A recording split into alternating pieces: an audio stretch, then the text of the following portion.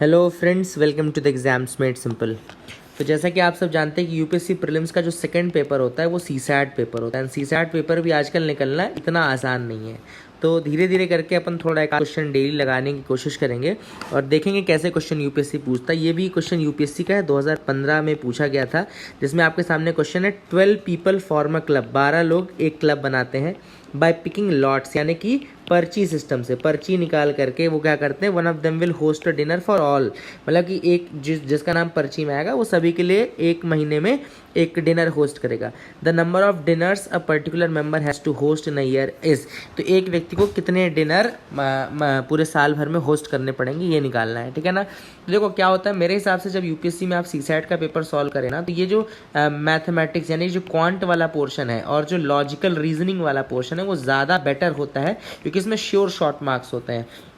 भाई आपको 66.5 मार्क्स चाहिए, आपको 67 मार्क्स चाहिए कुल मिला करके, तो आप ज़्यादा श्योरिटी वाले अटैम्प्ट करें। कॉम्प्रिहेंशन में क्या होता है, कई बार हमको जो लगता है वो अप्रॉक्सीमेशन में गलत हो जाते हैं एंड फिर that does not turn out to be the answer, और कितने आसान कॉम्प्रिहेंशन रहते नहीं है। तो तब जब तक कि आपके पास बिल्कुल कोई सिस्टम नहीं है कि आप सीसैट की लॉजिकल रीजनिंग और क्वांट के थ्रू नंबर नहीं ला सकते, तब तक आप उनको थोड़ा कम अटैम्प्ट करिए। अटैम्प्ट तो करना ही पड़ेगा एनी हाउ, लेकिन थोड़ा कम।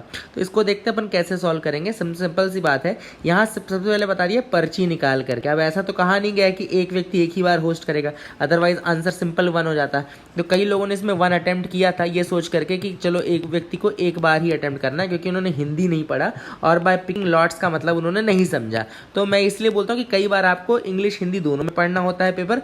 बाय पिकिंग लॉट्स का मतलब होता है पर्ची निकाल करके। जैसे ही आपने पर्ची निकालने का सिस्टम डाला तो किसी भी व्यक्ति का कितने बार भी नंबर आ सकता है। तो एक व्यक्ति का एक बार भी आ सकता है, 2 बार भी आ सकता है, 3 बार भी आ सकता है, 4 बार, और 12 महीने तो 12 बार भी आ सकता है। इसलिए हम इसका आंसर करेंगे it can not be predicted, क्योंकि ये कुछ और तो बताया नहीं है, तो it can not be predicted. भाई बताया नहीं जा सकता कि कितने बार उसका नाम आया है, और कोई डेटा होता तो डेफिनेटली होता तो पता लगा सकते थे। तो इसका answer can not be predicted है। अगर यहाँ पे चौथा ऑप्शन ये ना हो करके डेटा इनसफिशिएंट होता, मान लो सपोज डेटा इनसफिशिएंट, तो वो भी सही आंसर होता, क्योंकि डेटा सफिशिएंट नहीं है ये पता करने के लिए कि एक व्यक्ति कितनी बार करेगा। हाँ, इसमें क्वेश्चन में एक चेंज किया जा सकता है कि maximum number of times a person has to host a dinner, वो आंसर हो जाएगा 12। मैक्सिमम नंबर कितने हो सकते हैं, 12 बार, 12 बार ही हो सकते हैं। या पूछ सकता है कि minimum number of times a person has to host a dinner, अगर ये क्वेश्चन होता तो इसका आंसर होता 0, क्योंकि हो सकता है किसी व्यक्ति का नाम एक बार भी ना आए, तो 0 बार भी, तो 0 मिनिमम टाइम है, मैक्सिमम 12 है। लेकिन अगर पूछे how many times, exact specific answer अगर कोई मांगेगा, then it will not be possible, it cannot be predicted. I hope you got clarity. Thank you and have a nice day.